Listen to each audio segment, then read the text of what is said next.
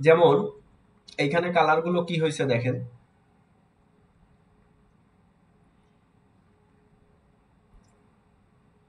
এই যে monochromatic colour হয়েছে, হ্যাঁ, একই শেডের দুই কালার।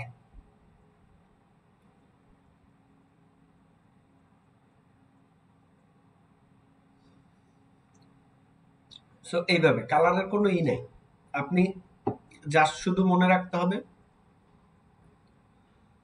আমরা কালার যখন নিব তখন যেন একটু চুজ করে নেই।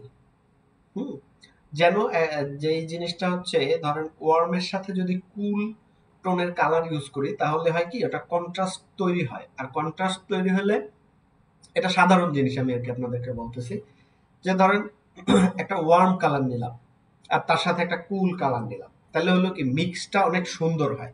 এখন আমি যদি দুইটাই ওয়ার্ম কালার নেই তখন আমার টেক্সটটা আমি ফুটাবো কেমনে, জিনিসটা তো বুঝতে পারছেন নাকি? বা ধরেন আমি এখানে মানে কালারের যে বিষয়টা আমি আপনাদেরকে বোঝাতে চাচ্ছিলাম সেটা হচ্ছে, ধরেন এখানে আমি অরেঞ্জ নিছি, হ্যাঁ, আপনি এইখানে একটু খেয়াল করে দেখেন এখানে কন্ট্রাস্টটা কেমনে কমে গেছে। এখানে দেখেন অরেঞ্জের মধ্যে সাদার কন্ট্রাস্টটা কিন্তু খুব ভালো, দেখছেন?